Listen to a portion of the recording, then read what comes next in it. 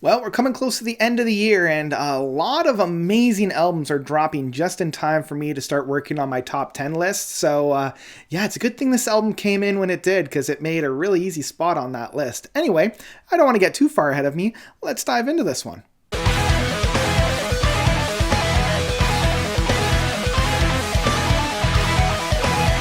Terror Management Theory by TEMIC. So, TEMIC is a new progressive rock, progressive metal band onto the scene that I hesitate to use the word supergroup because I feel like a lot of these bands nowadays are really just shuffling around musicians to kind of see what best fits. And this one happens to be just another one of those. So when Diego from Haken left the band after Virus, we always knew that he wouldn't stop. And he even said, that he wanted to create more of a different sound than what Haken was going in, and he was really excited to do that. And I think, working with the Devin Townsend, with the Empath Tour, he was getting a lot of that feels to it, He was getting to kind of know where he wanted to go. And he's teamed up with Eric Gillette, the lead guitarist for the Neil Morse band, and a number of Neil Morse projects.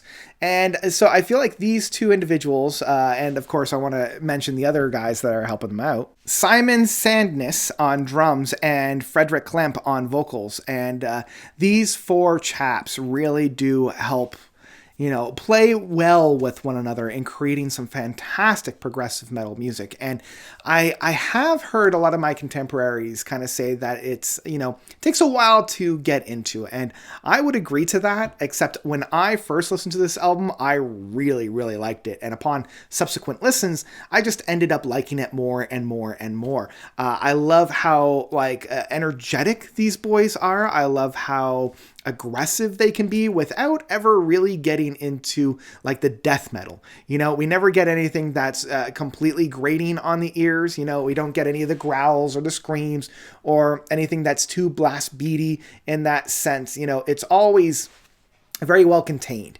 In the one hand, I would say that this is kind of a summarization of the progressive metal movement currently. We have a little bit of gent here, we have a little bit of the tech prog here, but we definitely have this overarching symphonic metal that's really leading the charge for in this. Bands like obviously Dream Theater and Haken are the two easiest ones, but I'm definitely also feeling things like Leprous in here as well. I'm feeling a lot of that Devin Townsend energy within it as well. And so that energy is brought forth within the first two tracks. TMT, which I believe is just the acronym for the album itself, is just kind of a soundscapey instrumental that opens up the album. It's very classic in this kind of symphonic metal music. But then we go straight into Through the Sands of Time, which is a very rockin', very powerful, very heavy-hitting track. It's giving us exactly what we want with it in the progressive metal outfit. We've got some chunky guitars throughout that, leading through Eric's playing style. We have some amazing keyboard work. And I feel as if really, at the end of the day, this group is a platform for Eric Gillette and Diego to basically just play off one another as often as they can. And this is specifically found within Falling Away. This is almost taking a page out of a bilateral? The Leprous album. It definitely has that kind of essence towards it, that very aggressive, very plain. And I love Diego's keyboard work on this. That's really grounded and beaten with Eric's guitar work. The two of them playing off one another is just an absolute treat. And Count Your Losses kind of continues this. It starts off with this really interesting synth sound that I know Diego's having a lot of fun with, and it just kind of continues that flair and that flow. Honestly, it was when we got to Skeletons that I knew that we were coming into something really, really special, because they're infusing a lot of that dubstep sound that we got last decade that I always, and I will always say this whenever I'm talking about this, I'm always shocked that progressive metal didn't adopt more of the dubstep style and sound into the progressive metal movement, because dubstep at the end of the day is a very progressive rock style of music. It's all about a build up and a payoff. Everybody's just waiting for the big drop to happen. And then once you have that drop, it carries you through to the next build up and drop. And that's one of the big tenets of progressive metal. It's getting to the big drop and allowing that to carry the momentum forward until the next big drop. So Skeletons has this amazing, and it's Diego's soundscapes. You know, like Diego doesn't get enough praise for the sounds that he's able to construct on the keyboards. Sure, he can play very technically and very beautifully within the note sequences that he's using, but not enough praise really comes down to the actual sounds and the soundscapes that he's creating with those sounds. And Skeletons does that extremely, extremely well. And then we come to Acts of Violence, which again is very Leprosy in its approach. You know, the first half of the song is very atmospheric, it's very somber, but then once we get to the drop, we kind of pick up a little bit more with the keyboards and the guitar works. And Friendly Fire has that as well, and it almost reminds me of like the 80s kind of style of glam metal, you know, especially within the sounds that Diego's using within the keyboards in that sense. Like, I love that kind of fun playing style that he's using. And Paradigm might be one of my favorites. Like, Skeletons and Paradigm are my two favorite tracks, just with the presentation of the soundscapes that we have on there. Like, I think this track more than any definitely is channeling that leprous feel to it, and I just love the big sound that we have on here, the rhythm styles that are found on here, especially within the bass work. And I'm so saddened that they never credited the bass player, or at least within like all the official promo stuff, because man, that bass work that's found on this particular track really does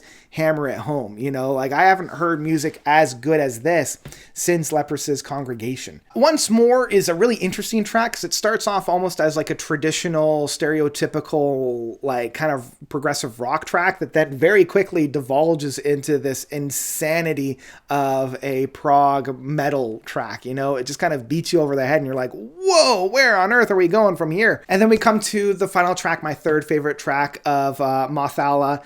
And man, Eric's playing on this one, that soaring guitar that leads us into the final chanting of the ending of this track.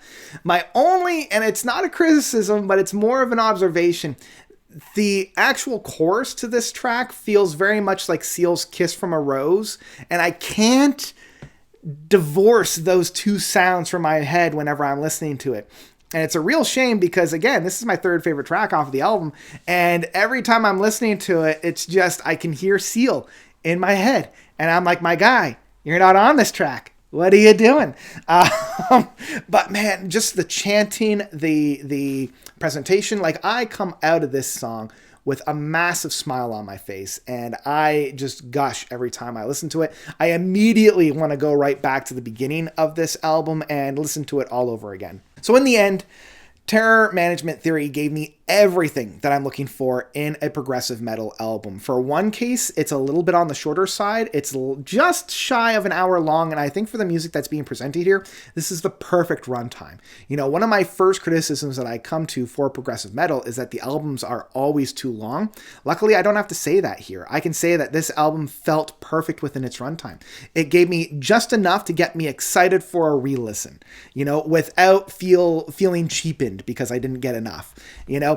I love the playing styles. Everybody in this band is not only playing at top notch, but complementing and lifting everybody else up around them. It doesn't feel like any one person is ever really in the spotlight. Everybody at the same time is all sharing the space together. Yeah, I gotta say, Terror Management Theory by TEMIC is one that I absolutely love with my whole heart.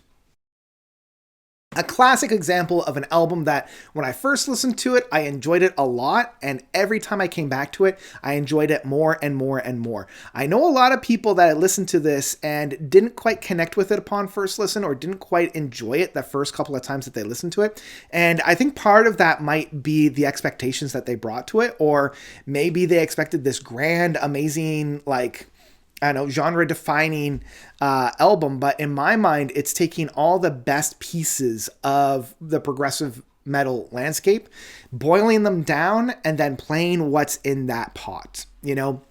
And in my case, I absolutely loved it. So this is a run, don't walk. This one gets the note seal of approval. It might be one of the best progressive metal outfits that we had this year. And man, did we ever get a lot. So that's what I've got for Terror Management Theory from TEMIC. What did you guys think about this album? Did you love it? Did you hate it? Were you kind of like me or a lot of my contemporaries where it aged very, very well as you continued to listen to it? Or was it one that put on, you didn't connect, and you left it on the shelf? Or did you put it on, and the more you listen to it, the more you didn't like it? Whatever it was, please let me know by commenting down below. I can't wait for whatever TEMIC has coming out next, because that is what I'm really excited for. I can't wait for, album number 2, the sophomore album. But that's where I'm going to leave it for there. Thank you all so much for watching. As always, you guys are definitely the best. And until next time, notes out.